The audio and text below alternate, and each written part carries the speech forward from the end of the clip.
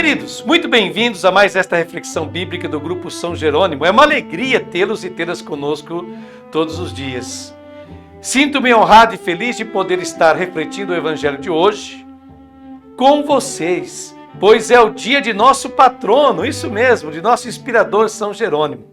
E hoje nós vamos refletir o Evangelho da 26ª semana, ano par, Lucas capítulo 10, versículos de 13 a 16. Brevemente, lembremos que o nome de nascimento de São Jerônimo era Eusébio Sofrônio Jerônimo. Eusébio Sofrônio Jerônimo. Ele nasceu na cidade de Estridão, na fronteira entre a Dalmácia e a Panônia, na província romana da Dalmácia, na Europa, por volta de 347. Mas só foi batizado entre 360 e 366, quando viajou para Roma, onde inclusive estudou. Residiu em diversos lugares da Europa e do Oriente Próximo. Tendo sido eremita, viveu assim em grutas, em solidão, estudioso de retórica, filosofia, teologia e línguas, como grego e hebraico. É mais conhecido por sua tradução da Bíblia para o latim, conhecida como Vulgata, que significa para uso comum, para uso de todos, e por seus comentários sobre o Evangelho dos Hebreus. Mas sua lista de obras é extensa.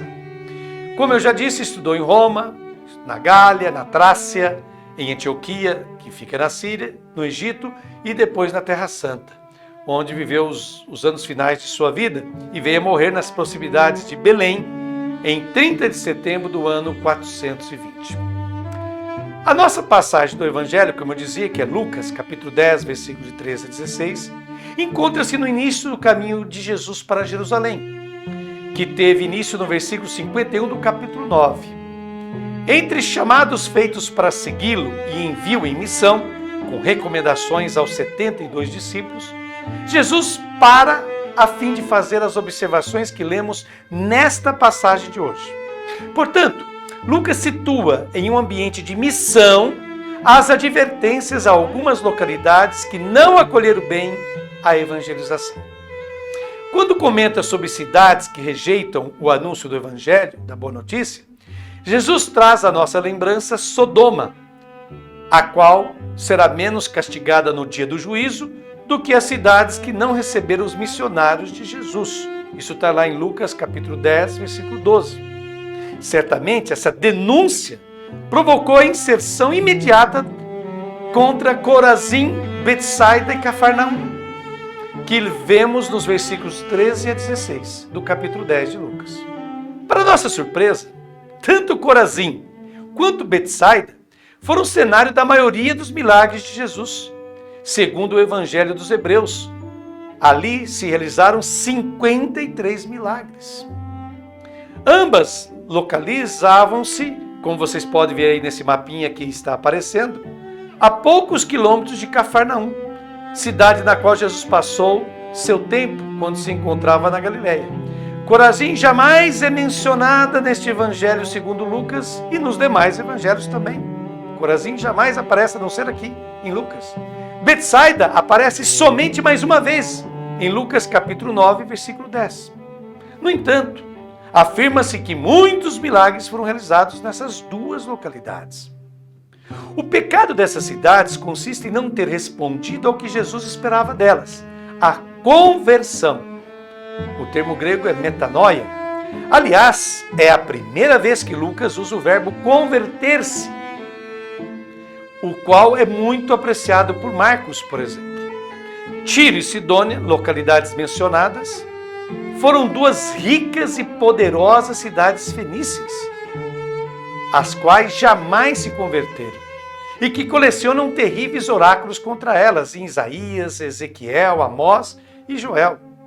E aqui encontra-se a força do argumento de Jesus, pois estas cidades fenícias que jamais se converteram teriam mudado de ideia de Jesus se tivessem testemunhado os milagres realizados em Corazim e Betsaida.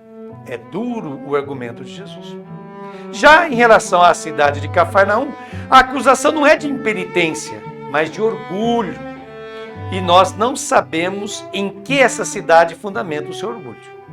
Mas há algo de irônico aqui, pois usando um versículo de Isaías, capítulo 14, versículos 13 e 15, é citado aqui na nossa passagem: serás elevado até o céu? Até o inferno descerás, diz Jesus. Então Jesus compara o orgulho dessa cidade de uns 1000 habitantes, Cafarnaum, ao de um imperador assírio ou babilônio, dominador de grande parte do mundo antigo. Ao final, Jesus identifica o missionário à sua própria pessoa. Lucas transforma um dito da famosa fonte Kelly, o qual era sempre positivo, em uma frase que contém também o fracasso. Exprime assim o Evangelho de Lucas: quem vos ouve, a mim ouve, e quem vos rejeita, a mim rejeita. Quem me rejeita, rejeita aquele que me enviou. Concluindo, esse texto de hoje é muitíssimo importante, porque nos revela um sério e retumbante fracasso de Jesus junto ao povo, justamente em uma região que assistiu a muitíssimos de seus atos e presenciou tantos de seus discursos de ensinamento. Isso revela que Jesus podia atrair multidões, porém isso não se traduzia naquilo que ele mais desejava: a conversão sincera das pessoas. Assim como os antigos profetas que tinham audiência, mas não sempre acolhimento. Outra reflexão importante que essa passagem nos provoca é a seguinte: milagres não resolvem tudo. Para nada servem os milagres ou fatos magníficos quando as pessoas não têm fé e não estão dispostas a se converter. Muito obrigado por nos acompanhar nessa reflexão e amanhã tem mais para você aqui que nos segue.